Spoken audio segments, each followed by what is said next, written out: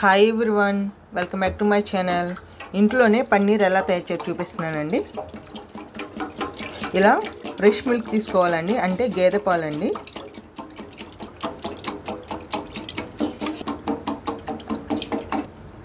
చూడండి, ప్యాకెట్ పాలు కాకుండా గేదె పాలు తీసుకోవాలి ఈ పన్నీర్ చేసుకోవటానికి. మంట సిమ్లోనే ఉంచుకొని ఇది స్టవ్ మీద పెట్టేసుకొని, నేను ఈ పాలు ఒకరోజంతా బయటే ఉంచానండి. అందుకని నేను నిమ్మరసం కానీ ఏమీ వాటర్ లేదు పాలు ఇరిగిపోవటానికి.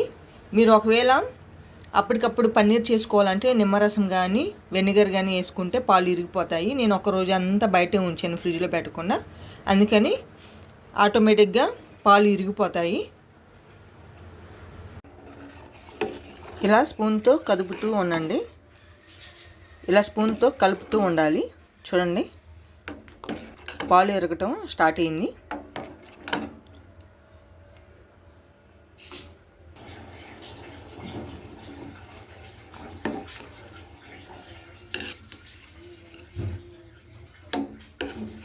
చూడండి, చిక్కటి పాలు వేసరికి పాలు ఎంత చక్కగా ఉన్నాయో, ఇరిగిపోయినా కానీ.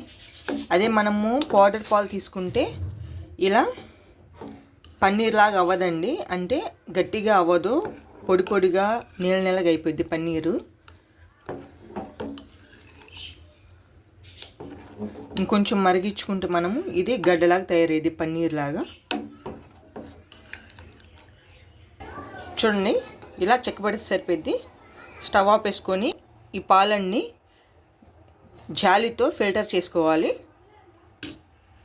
చూడండి, ఈ విధంగా వాటర్ ఒకటి సపరేట్ అయ్యి మనకు పన్నీర్ ఒకటి ఈ జాలీలో ఉంటుందండి. ఈ జాలీ లేకపోతే మీరు కాటన్ క్లాత్లో కూడా ఇలా ఫిల్టర్ చేసుకోవచ్చు. చూడండి, ఈ విధంగా నీళ్ళన్నీ వంపేసుకొని ఈ పన్నీర్ ఒక్కటే ఇలా కొంచెం కూడా వాటర్ లేకుండా ప్రిపేర్ చేసుకోవాలి. చూడండి, ఇలా ఇంట్లోనే పన్నీర్ తయారు చేసుకోవచ్చు. నేను ఈ పన్నీర్తో రసగుల్లాలు చేస్తున్నాను.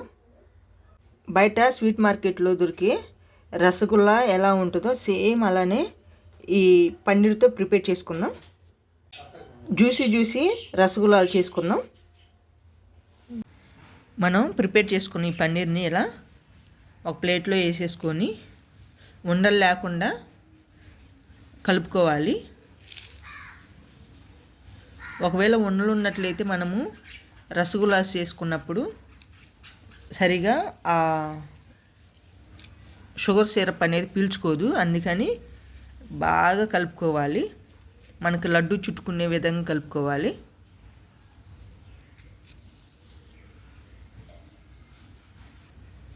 చూడండి, చేతిని ఇట్లా నొక్కి పట్టి కలుపుకోవాలి.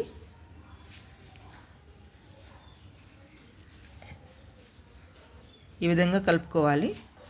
అప్పుడు మనం లడ్డు చుట్టుకోవటానికి బాగుంటుంది, గులాబ్ జామ్ పిండి లాగా ఉంటుంది. ఇలా పూర్తిగా కలిపేసుకున్న తర్వాత మీకు కావాల్సిన సైజులో లడ్డు చుట్టుకోవాలి. ఇలా లడ్డు చుట్టుకోవాలి అన్నిటినీ.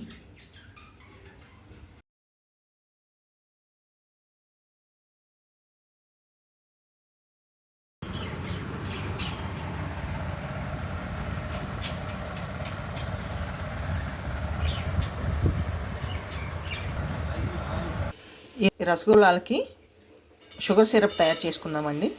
మీరు స్వీట్ ఎక్కువ తినే వాళ్ళైతే మీ స్వీట్కి తగ్గట్టు షుగర్ వేసుకున్నాను. నేను క్వాంటిటీ అనేది చెప్పట్లేదు.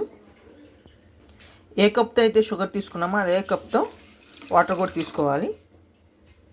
కప్పున్నర వాటర్ తీసుకోవాలి.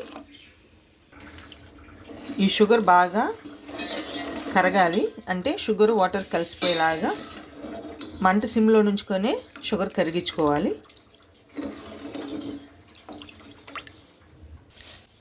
చూడండి, ఇలా షుగర్ అంతా కరిగిపోయాక మనం ముందుగా ప్రిపేర్ చేసుకున్న ఈ రసగుల్లాలు వేసుకోవాలి. ఈ రసగుల్లాలు పాకం వచ్చినప్పుడు వేస్తే ఈ జ్యూసీగా ఉండదండి, అందుకని ఈ షుగరు కరిగిపోయాక వేసి మంట సిమ్లోనే ఉంచుకొని బాయిల్ చేసుకుంటే రసగుల్లాలు ఈ షుగరు సిరప్ బాగా పీల్చుకొని టేస్ట్ బాగుంటుందండి. జ్యూసీ జ్యూసీ రసగుల్లాలాగా ఉంటాయి. కొంతమంది పాకం తయారు చేశాక ఈ రసగుల్లాలు వేస్తారు. ఇలా మొత్తం వేసేసుకున్న తర్వాత మూత పెట్టేసుకుందాం. చూడండి, మనం తీసుకున్న వాటర్ అంతా ఇంకిపోతుంది. ఇలా ఇంకటం వల్ల బాల్స్ స్వీట్గా ఉంటాయి, జ్యూసీగా ఉంటాయి. 1 టేబుల్ స్పూన్ ఇలాచీ పౌడర్ వేసుకున్నాం. చూడండి, ఇలా చేసుకున్నాక మెల్లగా ఒక్కసారి అలా కదుపుకోవాలి. జాగ్రత్తగా కలుపుకోవాలి, ఇరిగిపోతాయి.